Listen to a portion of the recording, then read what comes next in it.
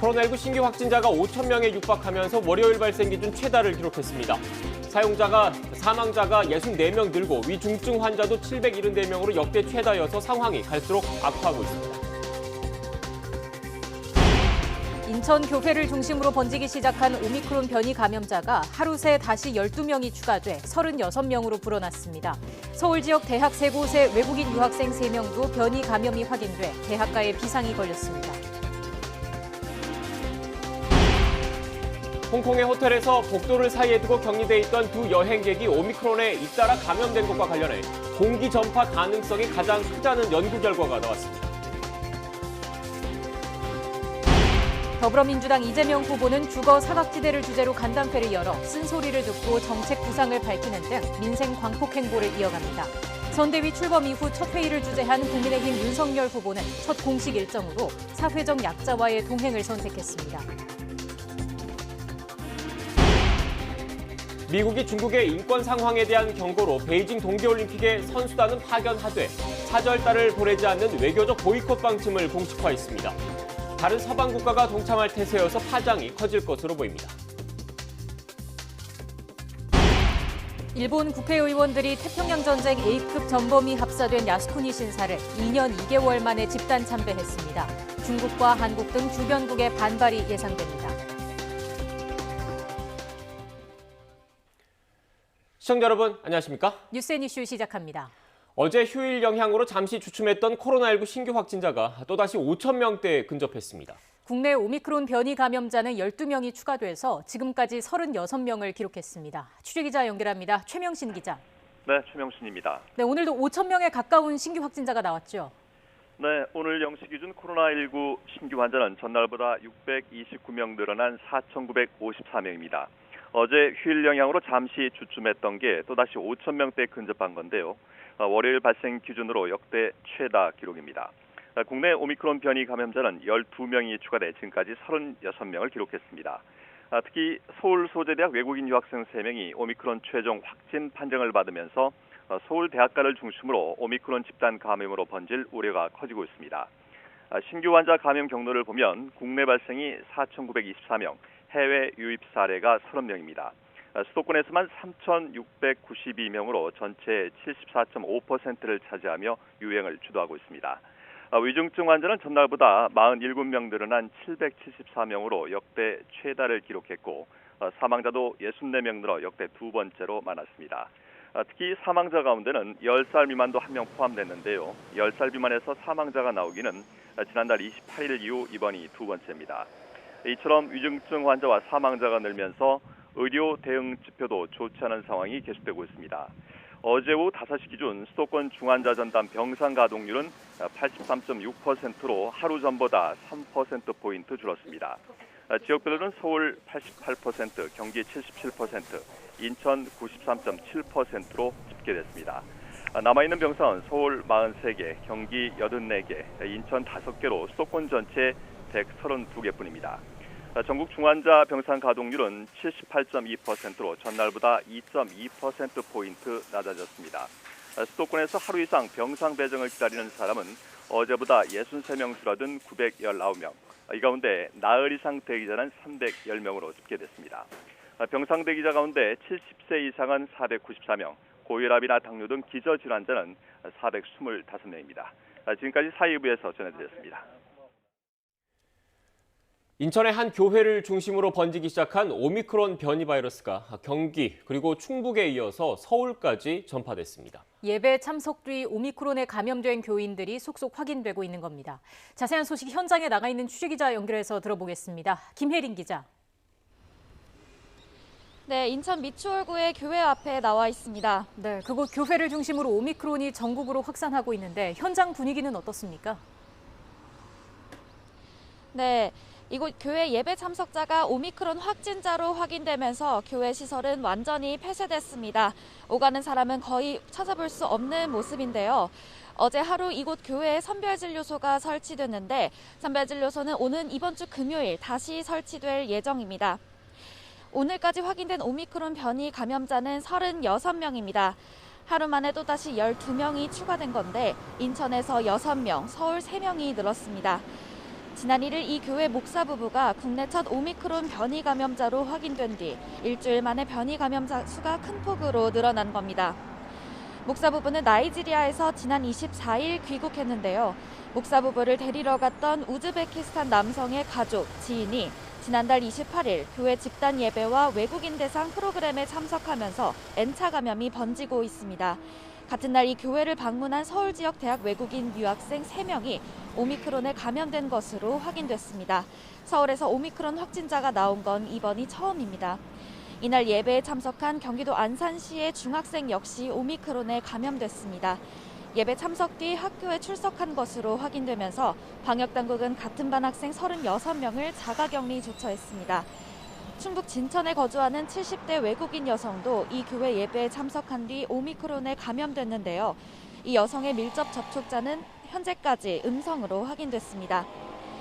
추가된 오미크론 감염자 가운데 3명은 해외 유입 사례입니다. 방역당국은 변이 바이러스의 추가 유입을 막기 위해 해외 입국자들에 대해 10일간 자가격리하도록 했지만 변이 유입 사례가 속속 확인되고 있는 겁니다. 인천 교회발 N차 감염이 잇따르는 가운데 해외 유입까지 더해지면서 오미크론의 전국 확산 우려가 현실화하는 상황입니다. 지금까지 인천 미추홀구의 교회 앞에서 YTN 김혜린입니다. 홍콩의 호텔에서 복도를 사이에 두고 격리돼 있던 두 여행객이 코로나19의 새로운 변이인 오미크론에 잇따라 감염된 것과 관련해 공기 전파 가능성이 가장 높다고 홍콩대 연구진이 밝혔습니다. 블룸버그 통신에 따르면 홍콩대 연구진은 미국 질병통제예방센터가 발행하는 국제학술지 신종 감염병에 게재한 논문에서 호텔 CCTV 영상을 보면 두 사람 중 누구도 방을 떠나지 않았고 어떤 접촉도 없었다면서 이같이 밝혔습니다.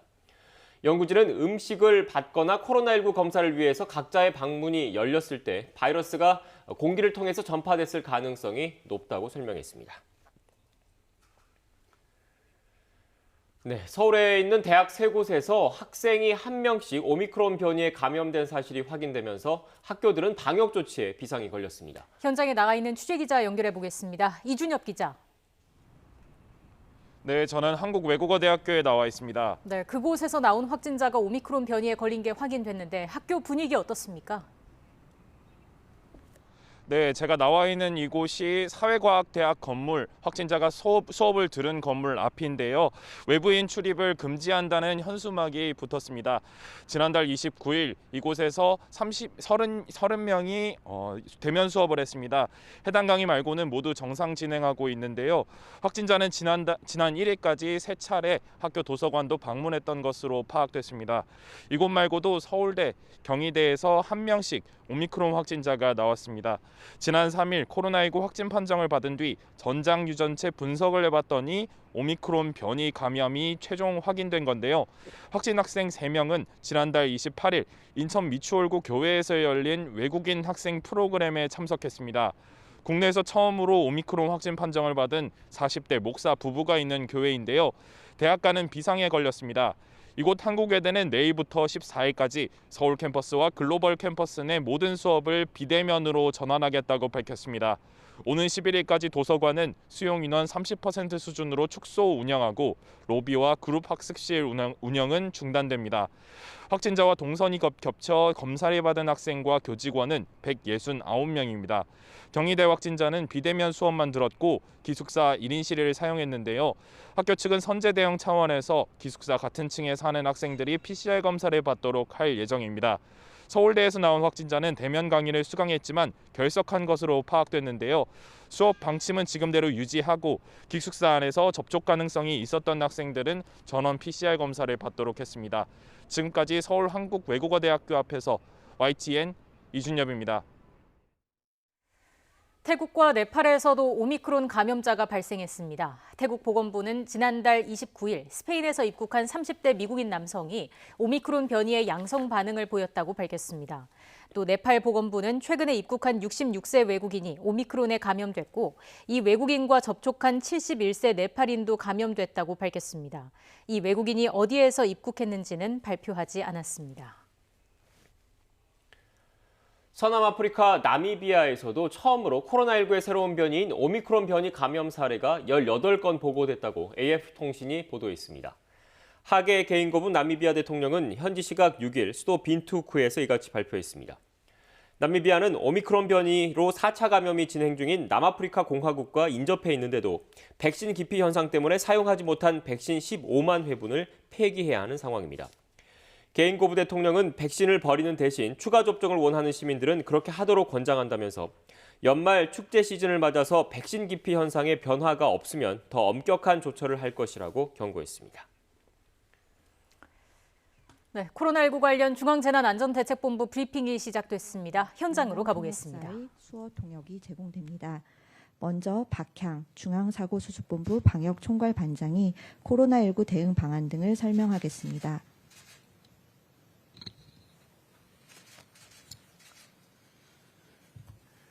네, 12월 7일 화요일 중대본 브리핑 시작하겠습니다.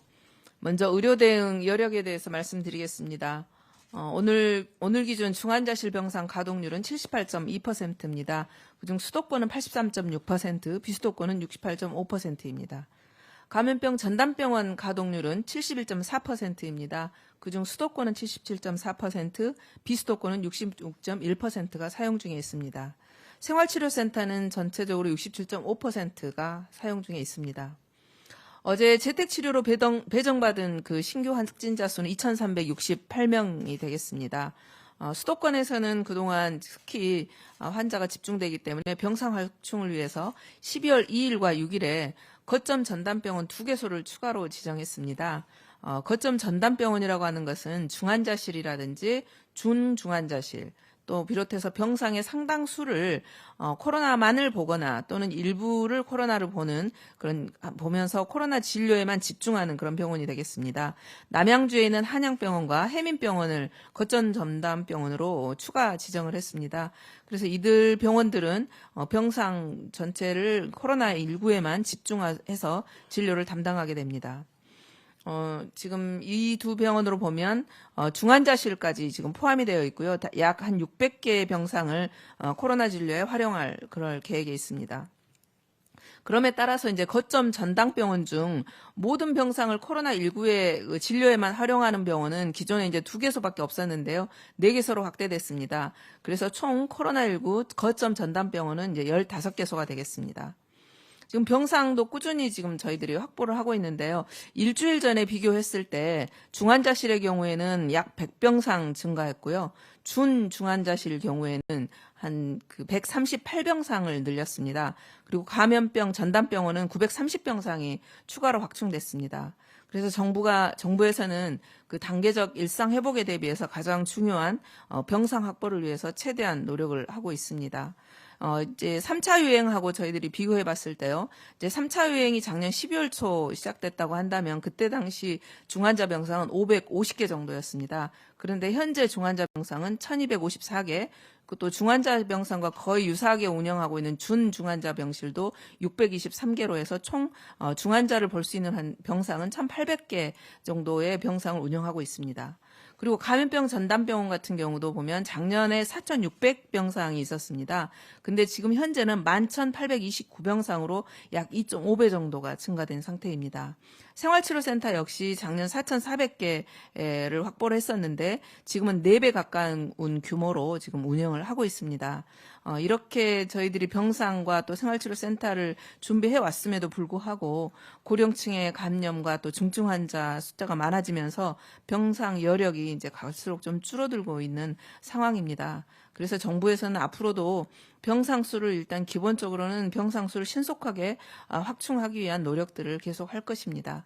우리 국민 여러분들께서도 중증 환자를 감소시키기 위한 그런 노력을 위해서 모임이라든지 약속을 좀 최대한 줄여주시고 또한 예방접종에 적극 참여해 주실 것을 당부드립니다. 특히 60세 이상의 고령층 같은 경우는 더욱 주의를 해주셔야 될 것 같고요.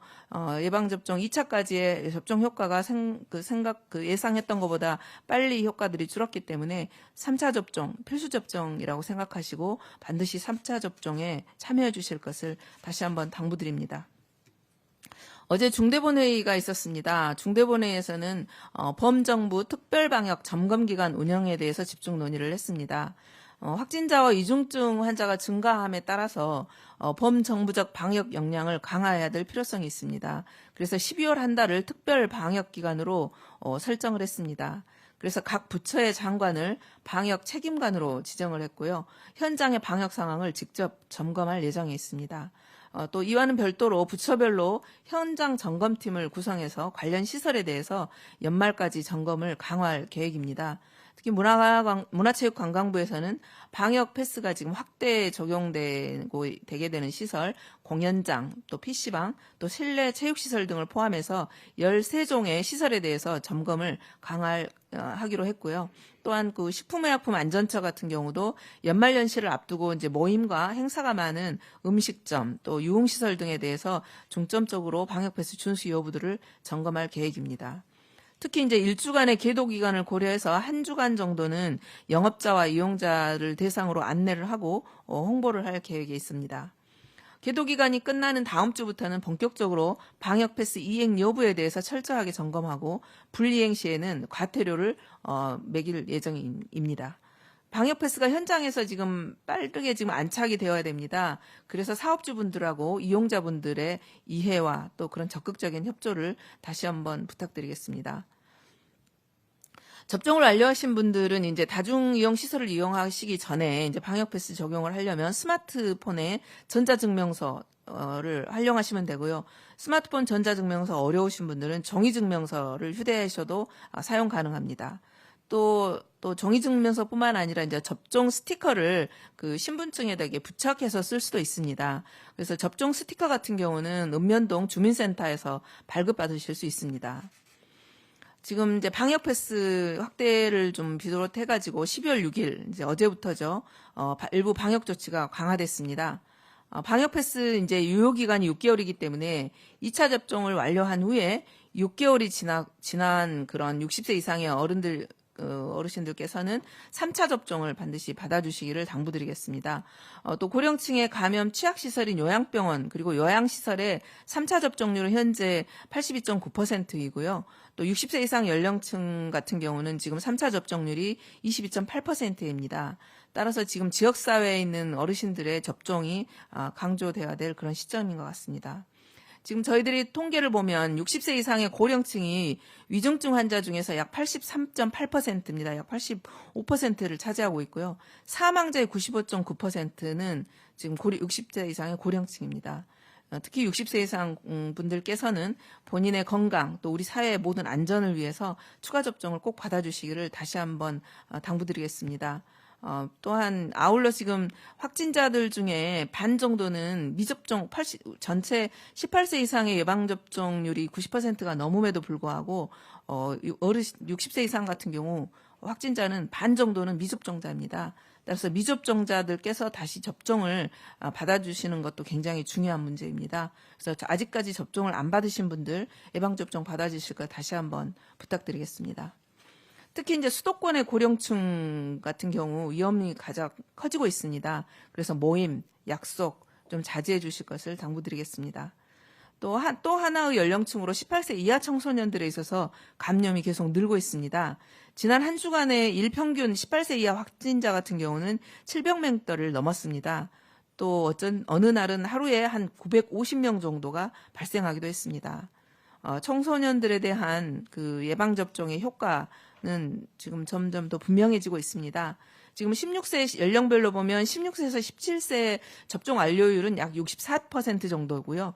12세에서 15세 같은 경우는 13.1%보다 좀 낮은 편입니다. 그래서 12세에서 15세 인구 연령대에 해당되시는 분들은 지금 코로나19 발생률이 지금 인구 10만 명당으로 하면 12.4명입니다. 그래서 16, 17세의 어떤 2배 정도에 해당이 되고 있습니다. 그래서 청소년들의 감염 확산을 차단하고 또 대면 수업의 학교 수업이 정상적으로 운영하기 위해서는 청소년들의 예방접종에 대한 재고가 조금 필요하기 때문에 저희들이 방역 백스를 확대한 상황입니다. 따라서 아직 접종을 받지 않으신 청소년들의 경우에도 적극적으로 예방접종에 참여하실 것을 당부드리겠습니다. 이번 위기를 극복하기 위해서는 국민 여러분들의 참여와 협조가 무엇보다도 중요합니다.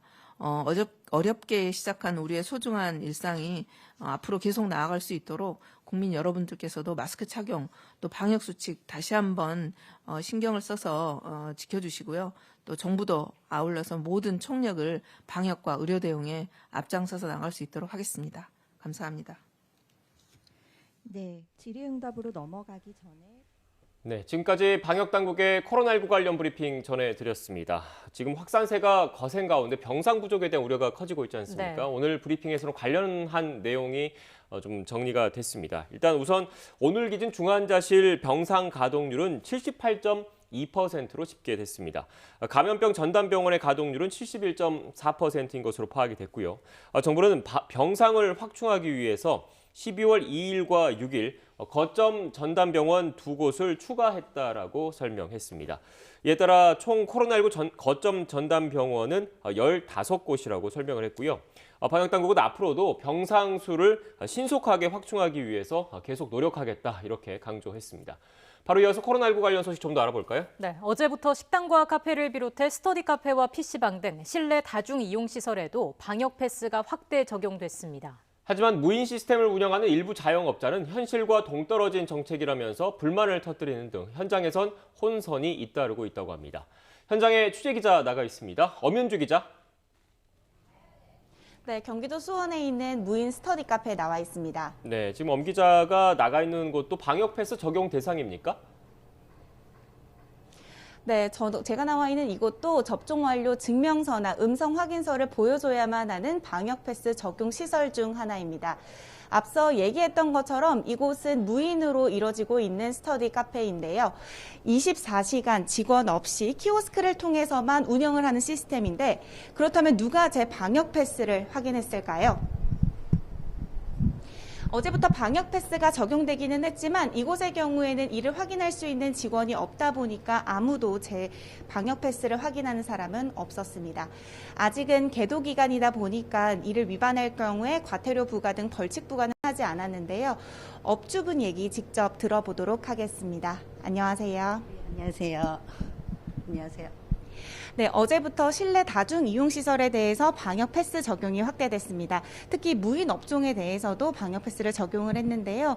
이에 대해서 자영업자분들의 입장 얘기 들어보도록 하겠습니다. 네네. 저희는 제가 안 들어도 되나요? 네, 저희가 무인 업종이에요. 그렇다 보니 방역 패스를 실행하는 거에 있어서 저희가 이해는 하지만 이 무인 업종이 방역 패스가 적용되기에 적당한 장소인가 아닌가를 검토를 먼저 하고 진행을 해야 되는 게 아닌가 싶은데 그런 검토 없이 그냥 적용해버리는 어떤 탁상행정론이라고 할까? 네, 그렇게 생각이 듭니다. 아무래도 방역 패스 취지에 대해서는 이해를 하지만 이것이 좀 현실과 동떨어진다라고 얘기를 해주셨는데 어떤 부분이 특히 그렇다고 생각을 하신지. 네네. 저희는 무인 시스템을 이용하는 업체예요. 그러다 보니 인건비라든지 아니면 저희들이 24시간 상주를 할 수 없기 때문에 고가의 키오스크를 도입을 해서 비대면으로 영업을 하는 그런 업종이에요. 그런데 지금 정부에서 말하는 방역 패스를 저희가 협조를 하자면 24시간 사람을 상주를 시켜야 되는데 그렇기 때문에 강제적으로 비대면 그런 사업을 접고 24시간 인력이 나오는 업종으로 강제적으로 변경을 해야 된다는 그런 취지가 되게 됩니다. 이에 대해서 고민도 많았을 텐데 지자체나 방역 당국에 문의를 했을 때 어떤 답변을 들으셨나요? 네, 일단 방역 당국에서는 저희들한테 딱히 스터디 카페나 독서실이 이렇게 업종에 제외는 됐으나 그거에 대한 상세적인 지침을 저희들한테 공문으로 준 게 없어요. 그리고 지자체에다가 문의했을 때도 아직 상부에서 그런 지침이 내려온 게 없기 때문에 우리들한테 어떤 공문을 보내줄 수는 없다. 일주일 계도 기간이 있으니 좀 지켜봐달라. 이렇게만 얘기하고 있습니다. 그 본사 측에서도 지금 논의를 하고 있는 부분이 있다고 들었어요. 그 부분에 대해서도 설명을 해주실 수 있을까요? 네네. 처음에는 질병청에서 이런 키오스크 업체들하고 어떤 연락을 하면서 조율을 해보려고 했던 것 같아요. 그래서 거기에 API라는 시스템을 제공을 하겠다 아니면 그거에 대한 부분을 도와주겠다 했던 것 같은데 이제 와서 그런 거는 제공할 수 없으니 알아서 해결하라 라고 얘기를 하니까 이 본사에서도 이게 프로그램 개발이 우리가 핸드폰 서로 전화번호 주고받는 개발하는 그런 간단한 게 아니잖아요. 그러다 보니 알겠다, 협조하겠다 했지만 그거를 개발하는 데는 시간이 많이 상당히 걸리고 내년 2월에 이제 청소년들 시작을 하는데 그 날짜도 맞출 수 있을지 미지수라고 한다고 합니다. 계도 기간이 아직 시간이 남았는데요. 좀 앞으로 정부에서 어떤 부분을 보완해야 한다고 보시는지. 네. 일단 저희는 무인업체예요. 그리고 비대면으로 키오스크로 영업을 여태까지 5, 6년 정도 하고 있었는데 갑자기 정부에 협조를 하라고 하면서 그런 영업 형태를 바꾸라고 하면 그렇다면 우리는 그거에 대한 부분을 지원을 받던지 해야 되는 부분인데 일단 인건비가 최소한 하루에 시급 10,000원씩이라도 치고라도 24시간 하면 24만 원, 월 하면 700만 원이 넘어요. 이거를 이거 인건비 줄이려고 키오스크를 하는 건데 누가 이거를 내고 할 수 있을 것이며 그렇게 우리한테 협조를 원한다면 정부에서도 협조를 할 수 있는 방안을 제시해야 되지 않나 생각이 들고요. 네, 오늘 말씀 감사드립니다. 네, 고맙습니다. 네, 이렇게 들었던 것처럼 자영업자들의 혼란은 가중되고 있는데 앞서 들었던 것처럼 지자체나 방역당국에서는 뚜렷한 방안을 내놓지 못하고 있는 상황입니다. 특히 일주일간의 계도 기간이 지나고 난 이후에 어떤 계획을 세워야 할지 아직 계획조차 세우지 못한 업주분들도 참 많은데요. 현장에서는 자영업자들에게 이 방역 패스를 준비할 수 있는 시간과 여력도 마련되지 않은 채 이를 이행하라고만 한다는 점에서 거부감이 팽배한 모습입니다. 아직 시간이 조금 남아있는 만큼 이 자영업자들의 협조는 이끌고 현실에는 좀 더 부합하는 좀 더 세심한 정책 조정이 필요해 보입니다. 지금까지 경기도 수원에 있는 무인 스터디 카페에서 YTN 엄윤주입니다. 미국이 중국의 인권 상황에 대한 경고로 베이징 동계올림픽에 선수단은 파견하되 사절단을 보내지 않는 외교적 보이콧 방침을 공식화했습니다. 영국과 호주 등 다른 서방 국가가 동참할 가능성도 거론되고 있습니다. 워싱턴 강태욱 특파원의 보도입니다. 미국 백악관이 베이징 올림픽 외교적 보이콧을 공식화했습니다. 선수단을 파견하지만 개회식과 폐회식 등 행사에 정부 인사들로 구성된 사절단은 보내지 않기로 한 겁니다. 신장 위구르 소수민족과 홍콩 등 개선 조짐이 없는 중국의 인권 상황에 대한 경고인 셈입니다. The Biden administration will not send any diplomatic or official representation to the Beijing 2022 Winter Olympics and Paralympic Games, given the PRC's ongoing genocide and crimes against humanity in Xinjiang and other human rights abuses. 사키 대변인은 중국이 국제사회의 요구에 부응하기 위해 조처해야 한다고 밝혔습니다. 다만 4년 동안 준비한 선수들에게 불이익을 줄 수는 없어서 선수단 파견은 하기로 했다고 설명했습니다. 미국 의회에서는 올림픽 자체를 아예 보이콧해야 한다는 강경한 목소리가 이어져 왔습니다. I don't think that we felt it was the right step to penalize athletes who have been training, preparing for this moment, and we felt that we could send a clear message by not sending an official U.S. delegation. 이에 따라 유럽을 중심으로 한 서방 진영의 동참도 이어질 것이란 관측입니다. 영국, 캐나다, 호주가 외교적 보이콧을 검토하고 있다는 보도가 나오고 있습니다. 바이든 대통령이 정권 출범부터 준비해온 민주주의 정상회의가 이틀 뒤 개최됩니다. 이 행사도 중국에 대한 견제를 염두에 둔 것이어서 올림픽 외교적 보이콧과 맞물려 중국의 반발이 더욱 커질 것으로 보입니다. 워싱턴에서 YTN 강태욱입니다. 일본 국회의원들이 태평양 전쟁 A급 전범이 합사된 야스쿠니 신사를 2년 2개월 만에 집단 참배했습니다. 교도통신과 산케이 신문에 따르면 일본의 초당파 의원 모임인 다함께 야스쿠니 신사를 참배하는 국회의원 모임 소속 의원 99명이 오늘 오전 도쿄 소재 야스쿠니 신사를 방문해 참배했습니다. 이 모임의 야스쿠니 신사 참배는 2019년 10월 18일 이후 약 2년 2개월 만입니다. 정부 측 인사로는 호소다 게니치로 경제산업성 부대신과 무타이 슌스케 환경성 부대신 등이 포함됐습니다. 더불어민주당 이재명 후보는 오늘 무주택 서민들과 주거 정책을 논의하는 등 민생 행보에 집중하고 있습니다. 야당은 물론 현 정부와도 정책 차별화에 나섰습니다. 선대위 출범 이후 첫 회의를 주재한 국민의힘 윤석열 후보는 추가 인선으로 조직의 내실을 다진 가운데 사회적 약자와의 동행을 강조했습니다. 국회 취재기자 연결하겠습니다. 김태민 기자. 네, 국회입니다. 네, 이재명 후보 오늘도 민생에 방점을 둔 행보를 이어간다고요. 네, 그렇습니다. 이재명 후보는 오늘 오후 무주택 서민들과 함께 주거 사각지대를 주제로 간담회를 갖습니다. 청약제도 등 현재 부동산 정책 전반에 대해 쓴소리를 듣고 함께 해법을 고민하겠다는 취지입니다. 이 후보는 이 자리에서 주택 공급을 포함한 자신의 부동산 정책 구상에 대해서도 밝힐 것으로 보입니다.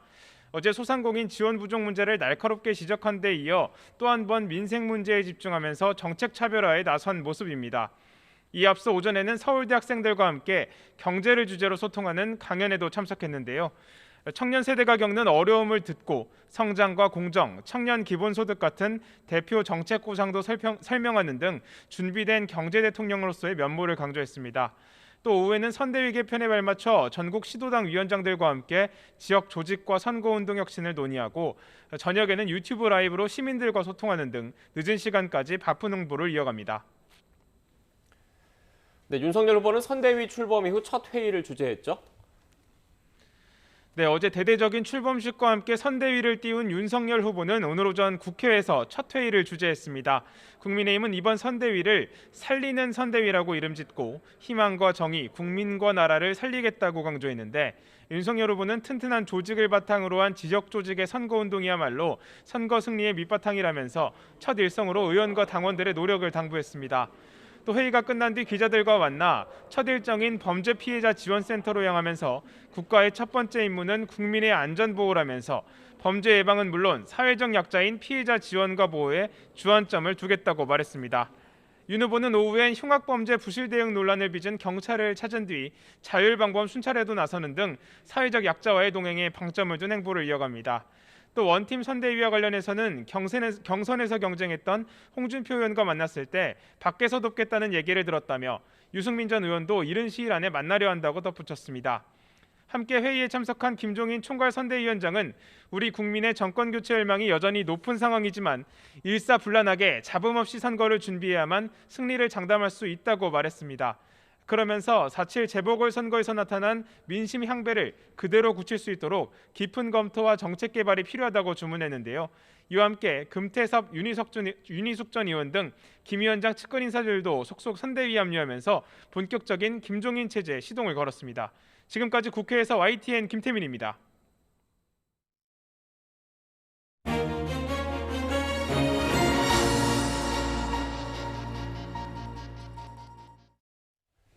일 1세대 1주택자의 양도세 비과세 기준이 9억 원에서 12억 원으로 올라갑니다. 이르면 내일부터 적용되는데 시장은 시행일을 앞두고 혼란스러운 분위기도 읽히고 있습니다.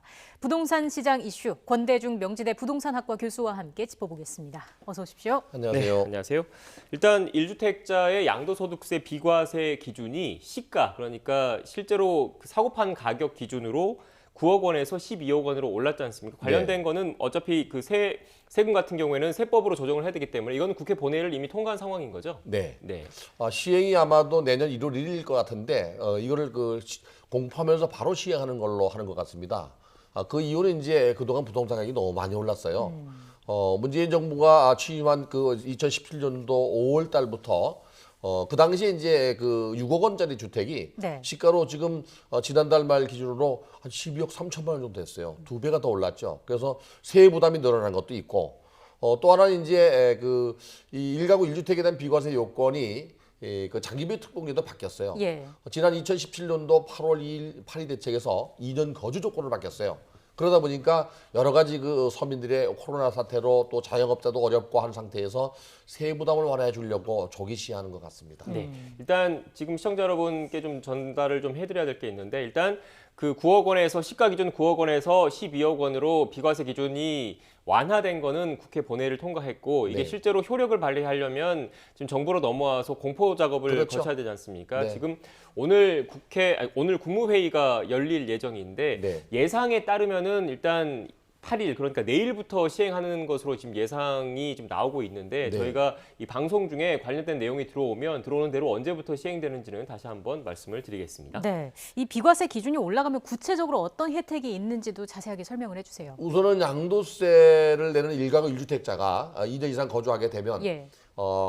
예전에는 9억에서 매입했던 가격에서 9억 사이의 차익에 대해서 양도세를 냈잖아요. 네. 이게 12억으로 늘어나면 3억 정도 이익을 보게 됩니다.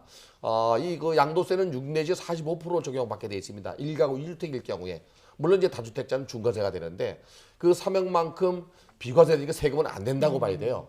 그러게 되면은 일반적으로 서민들이 9억 원까지 안 내던 게 12억까지 늘어나니까 갈아타는 수요가 늘어날 가능성이 높고요. 예. 상당히 그 서민들에게는 또 뭐 9억이 서민일 수는 없지만은 12억 원 이하의 주택을 소유한 사람들에게는 상당히 희소식이라고 볼 수 있죠. 네. 지금 앞서 교수님께서도 간략하게 언급을 해주시긴 했는데 원래 예상대로는 그 국회에서 법이 통과되고 나서 내년 1월쯤부터 시행되지 않을까 이런 예상이 있었는데 시장에 혼란이 있어서 이렇게 공포 그러니까 시행 시기를 앞당기는 논의가 좀 있었지 않습니까? 네. 어떤 혼란들이 있었던 겁니까? 우선은 그 매매 계약을 했을 경우에 중도금 잔금을 치르는 과정에 잔금이 내년 1월 1일 이전에 끝나는 경우에는 내년 1일 이후로 미룰 가능성이 있거든요. 이게. 네. 그게 혼란이에요. 당장 양도 시점이나 또는 잔금 기해일 그 중에서 빠른 날짜로 적용하거든요.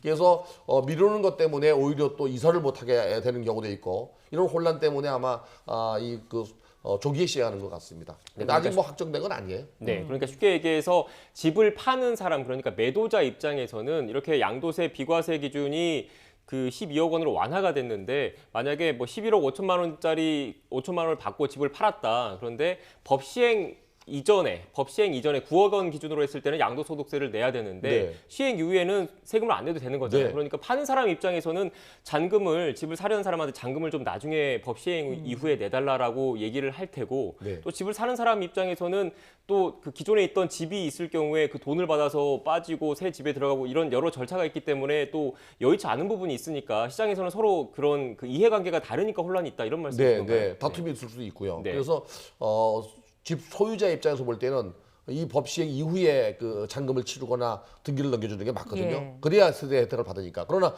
사는 사람 입장에서는 그게 아니죠. 계약 날짜대로 진행하려고 하거든요.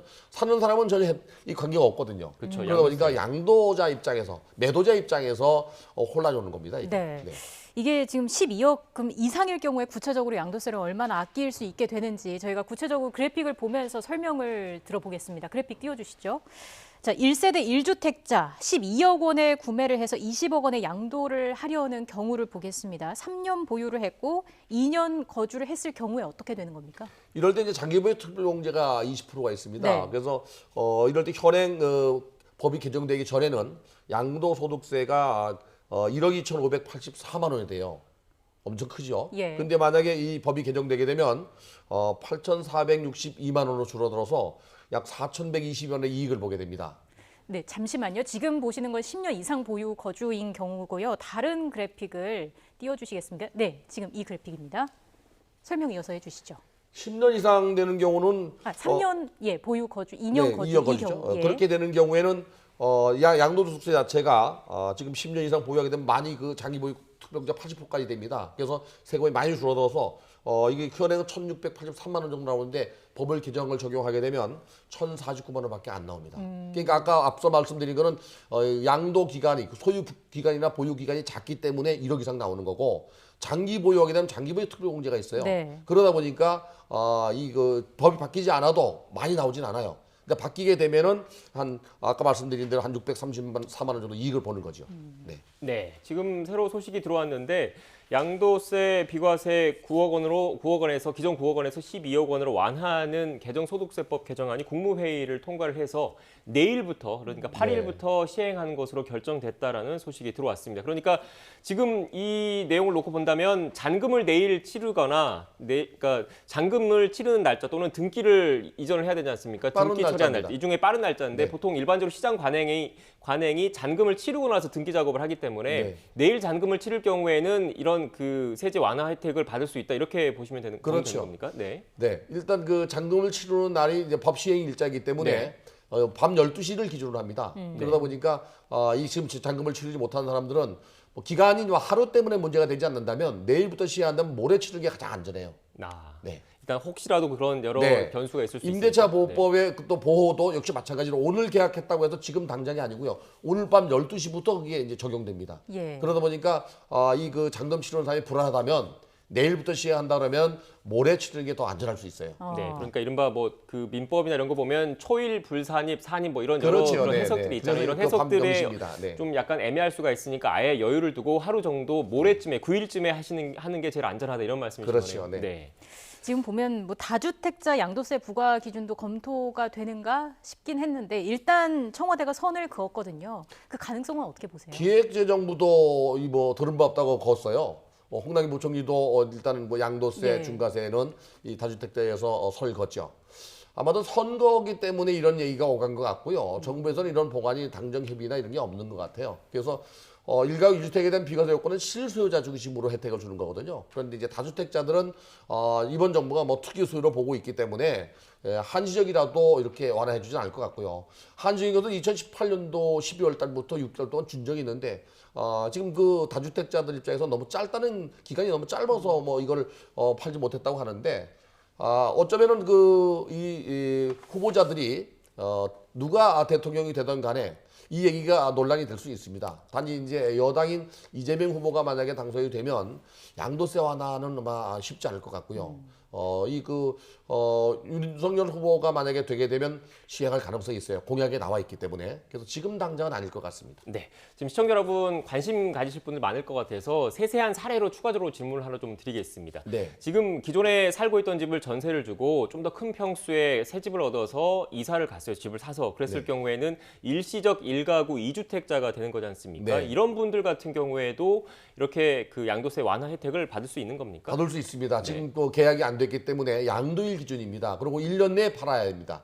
1년 내에 만약에 종전주택을 판다 그러면 장기보유 특별공제를 비롯해서 양도세 완화 혜택을 받을 수 있습니다. 네. 단지 이제 이전에 매매한 거에 대해서는 소급 적용이 안 됩니다. 네, 또 1가구 1세대 그 일시적인 1세대 2주택 혜택을 받으려면 그 또 여러 보유 여건, 거주 여건 등이 있으니까 그것도 좀 꼼꼼하게 챙겨서 좀 그렇죠. 있을 이번에 거 아니에요. 그 양도세가 1가구 1주택이 9억에서 10억이 됐을 때 가장 혜택을 보는 사람들은 이전 수요입니다. 9억짜리 집을 팔고 10억, 11억 이자하는 사람들 그런 사람들은 혜택을 보죠. 네. 그리고 또 보니까 이렇게 그 양도세 비과세 그 완화 혜택이 지금 보면 장기 보유 특별 공제도 있고 여러 그런 기존의 공제 혜택이 있기 때문에 가장 크게 혜택을 보는 사람들은 보유 기간이 상대적으로 짧고 그리고 매도 가격이 상대적으로 싼 그 분들이 좀 혜택을 더 많이 볼 것 같더라고요. 어떻습니까? 취득할 때 싸게 샀다가 양도할 때 비싸게 된 사람들이 12억 이하라면 가장 큰 혜택이죠. 예를 들어 주택을 3억에 사서 12억에 팔았다면 1가구 1주택은 10년 이상만 되면 80% 이상 공제를 받지만 그게 관계없이 비과세잖아요. 그러니까 3억이 12억 대도 세금은 안 내는데 이런 혜택을 가장 크게 보죠. 그러니까 그 싸게 취득을 해서 12억 이하로 팔았을 경우가 가장 혜택을 많이 보는 거고 12억이 넘어가서 그러니까 판 가격이 비쌌을 경우에는 원래 그 세금이 계단형이기 때문에 세율 자체가 높잖아요. 그러니까 상대적으로 혜택이 좀 적다 이렇게 봐야 되는 겁니까? 그렇죠. 12억 넘는 것에 대해서는 누진과세에 있어서 그대로 적용됩니다.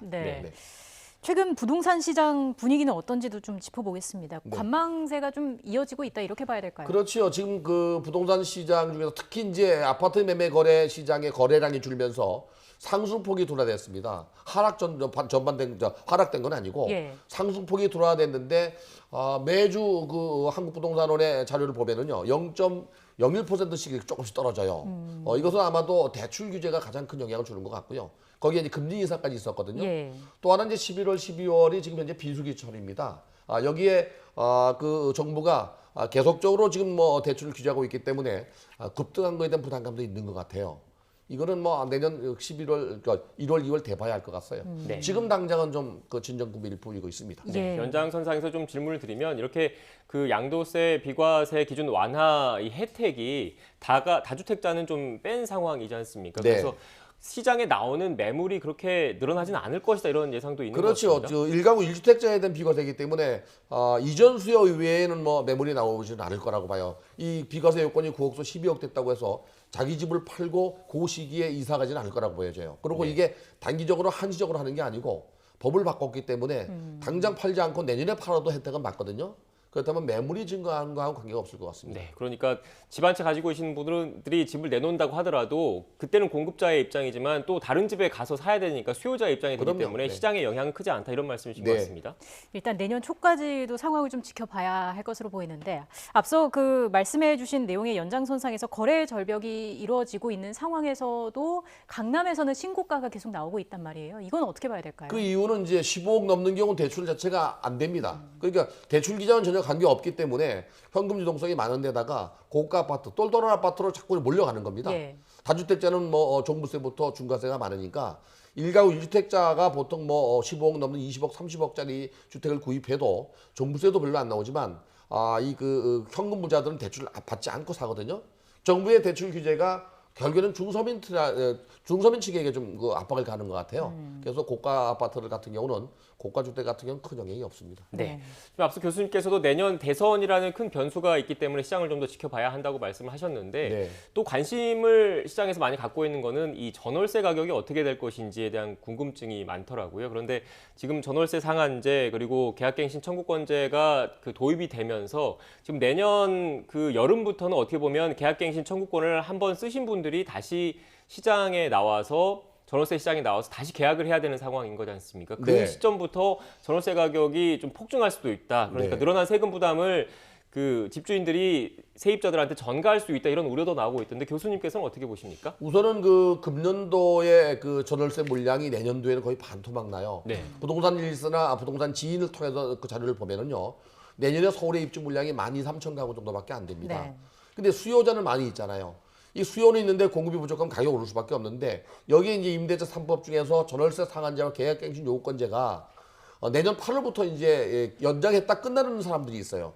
여기는 이제 제한이 없기 때문에 아마도 상당히 많이 임대료가 올라갈 가능성이 있고요.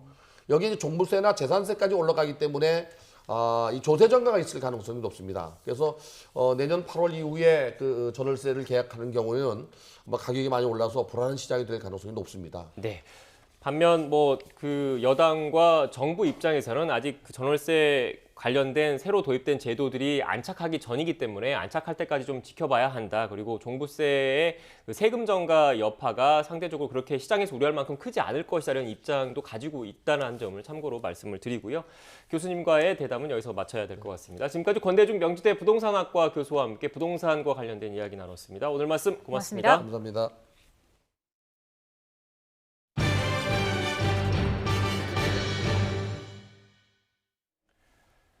사생활 영상 유출로 논란이 된 아파트 월패드뿐만 아니라 IP 카메라나 공유기 같은 일상 속 네트워크 제품들도 쉽게 해킹 피해에 노출된다는 소식 전해드렸죠. 최근 대학이나 기업에서 많이 사용하고 있는 원격 저장 장치도 사이버 공격 대상이 됐던 것으로 YTN 취재 결과 확인됐습니다. 국정원과 제조업체가 발빠르게 나서 추가 피해를 막기는 했지만 언제라도 비슷한 공격이 있을 수 있어 주의가 필요합니다. 김철희 기자가 단독 보도합니다. 지난달 15일 국가사이버안보센터 홈페이지에 올라온 권고문입니다. 나스 장비를 사용 중인 기관 IP가 외부 해킹 공격에 악용됐다며 보안 강화를 요청하고 있습니다. 원격 저장 장치로도 불리는 나스 장비는 인터넷을 통해 원격으로 자료를 저장하고 공유하는 시스템 장비입니다. 최근 이런 원격 저장 장치를 사용해 연구나 특허, 업무 자료를 공유하는 대학과 기업이 늘어나고 있습니다. 이렇게 민감한 내부 자료가 주로 담긴 나스 장비가 최근 해커들의 공격 목표가 됐습니다. 국정원도 지난달 초 국내 한 업체가 생산한 나스 장비가 해외 기관 대상 해킹 공격에 동원됐다는 사실을 통보받았습니다. 해커들은 나스 장비에 접속해 관리자 권한을 빼앗은 뒤 장비를 숙주 삼아 해외 기관 서버를 공격한 것으로 추정됩니다. 장비가 출고될 때 설정된 기본 아이디와 비밀번호를 그대로 사용하던 기기가 주요 목표가 됐습니다. 국정원이 해당 업체가 생산한 나스 장비 3만여 대를 전수조사한 결과 4천여 대 정도가 초기 설정값을 바꾸지 않아 해킹 위험에 그대로 노출돼 있었습니다. 아주 기본적인 취약점을 이용합니다. 그래서 일반 사용자들이 쓸 때 최초 사용을 할 때는 관리자 비밀번호를 반드시 변경하고 써야 되는데 그 부분을 미처 인지하지 못하고 사용하는 경우가 많아서 이렇게 해킹당한 장비는 암호화폐 채굴이나 악성 코드 유포에 악용되기도 합니다. 무엇보다 민감한 정보가 외부로 빠져나갈 수 있다는 것이 문제입니다. 경유지로 이용해서 다른 곳을 공격하는 이런 공격 방법이 있을 것 같고요. 기업이나 대학이 이렇게 사용했던 이 정보들이 고스란히 해커의 손에 넘겨가는. 국정원은 사태를 파악한 이후 각 대학과 기관에 보안 조치가 필요하다는 권고문을 보냈습니다. 제조사와도 접촉해 초기 접속 비밀번호를 변경하지 않으면 인터넷 접속이 차단되도록 소프트웨어를 업데이트했습니다. 전문가들은 제조사와 관계없이 같은 문제가 언제든지 발생할 수 있다면서 보안을 강화할 수 있는 다양한 조치를 마련해야 한다고 강조했습니다. 취약점이 존재한다면 패치를 해서 자기의 취약점이 존재하지 않게끔 하는 그런 보호 조치들이 필요할 걸로 그렇게 보여집니다. 서비스 제공자들이 지키게끔 해야 할 필요성이 있을 것 같습니다. 월패드와 공유기 등 생활 속 네트워크 장비에서부터 연구 특허 자료를 보관하는 나스 장비에 이르기까지 일상을 편리하게 만드는 장비들이 많아진 만큼 해킹에 노출될 위험도 커질 수밖에 없어 보안에도 더 많은 관심이 필요해 보입니다. YTN 김철입니다. 실종 신고된 50대 여성을 살해해 차량 트렁크에 유기하고 공범까지 살해한 50대가 경찰에 붙잡혔습니다. 인천 미추홀경찰서는 강도살인과 사체 유기 혐의로 50대 남성 A씨에 대해서 구속영장을 신청했습니다. A씨는 지난 4일 오전 인천 미추홀구에 있는 건물에서 50대 여성 B씨를 살해한 혐의를 받고 있습니다. 강력범죄를 의심해 추적에 나선 경찰은 이튿날 오후 6시 반쯤 인천 미추홀구에 있는 모텔에서 A씨를 검거했고 1시간 뒤 수인분당선 인하대역 인근 주차장에 세워진 차량 트렁크에서 B씨의 시신을 발견했습니다. 경찰은 A씨를 조사하는 과정에서 공범도 살해했다는 진술을 확보하고 인천 중구 을왕리 인근 야산에서 공범 C씨의 시신을 발견했습니다. 7년 전 실종됐던 50대가 저수지에 빠진 차량에서 백골 상태로 발견됐습니다. 경남 함안경찰서는 어제 오후 3시 40분쯤 경남 함안군 군북면에 있는 한 공상 저수지에서 7년 전에 실종됐던 50대 A씨로 추정되는 백골 상태의 시신을 발견했다고 밝혔습니다. 경찰은 공업용수 저수지에서 물을 빼는 과정에서 차량이 발견됐고 차 속에서 A씨의 신분증이 함께 나왔다며 DNA 분석을 통해 정확한 신원을 확인할 계획이라고 밝혔습니다. 대표적인 대외 건전성 지표인 경상수지가 18개월 연속 흑자를 기록했지만 흑자 규모 자체는 대폭 줄어든 것으로 나타났습니다. 한국은행은 지난 10월 경상수지가 69억 5천만 달러 흑자를 기록했다고 밝혔습니다. 이는 지난해 같은 달과 비교하면 흑자 규모가 46억 1천만 달러 줄어든 수준입니다. 경상수지에서 비중이 가장 큰 상품 수지의 경우 수출보다 수입이 더 많이 증가하면서 1년 전보다 45억 3천만 달러 급감한 56억 4천만 달러에 그쳤습니다. 최근 비트코인 등 가상화폐 가격이 이전에는 좀처럼 보기 힘든 양상으로 요동치고 있습니다. 코인에 대한 대학살이 시작됐다. 그렇지 않고 시세 조정이 진행 중이다라는 등 원인 분석이 난무하고 있습니다. 김상우 기자입니다. 24시간 운영되는 국내외 가상화폐 시장은 늘 그랬듯이 연일 요동칩니다.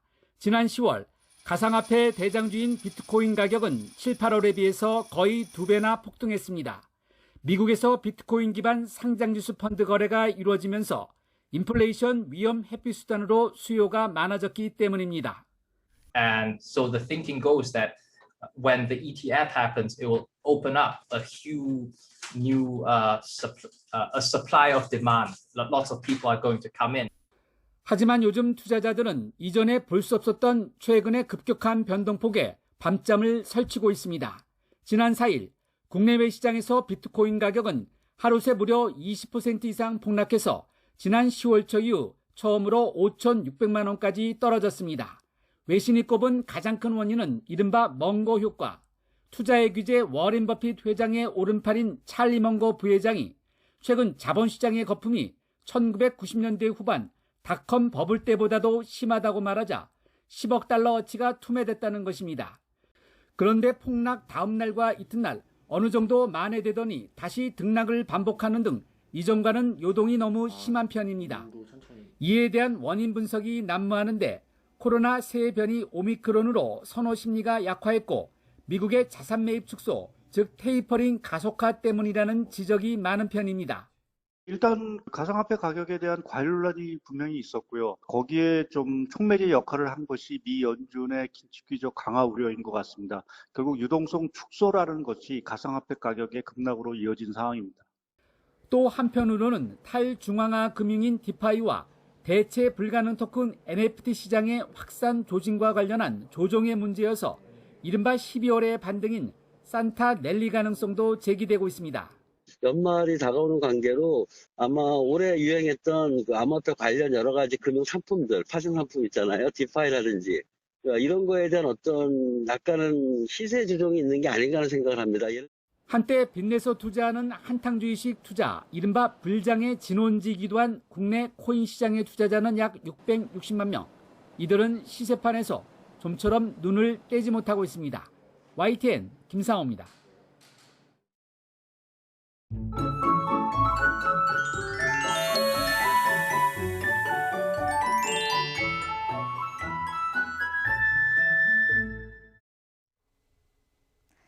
오늘은 절기 대설이지만 서울 등 내륙지방은 맑고 포근하겠습니다. 반면 동해안 지역은 동풍의 영향으로 오늘 밤까지 비나 눈이 내리겠는데요. 오늘 동해안 지역에는 돌풍과 벼락을 동반한 요란한 비가 내리겠고요. 기온이 낮은 강원 산간에는 많은 눈이 내려 쌓이겠습니다. 그 밖에 내륙지방은 대체로 맑은 하늘이 함께하겠습니다. 다만 대기가 정체되면서 서쪽 지방을 중심으로는 초미세먼지 농도가 높게 나타나겠습니다. 오늘도 낮 동안에는 초봄처럼 포근하겠는데요. 오늘 서울의 한낮 기온은 13도, 대전과 광주도 13도, 대구는 14도, 부산은 16도 선까지 크게 오르겠습니다. 남은 한 주간 맑고 온화한 겨울 날씨가 이어지겠지만 대기질은 계속 좋지 못하겠고요. 다음 주에는 다시 영하권 추위가 찾아올 전망입니다. 지금까지 날씨 정보였습니다. 뉴스앤이슈 2부는 정치권 소식으로 문을 열겠습니다. 저희는 잠시 뒤에 뵙겠습니다.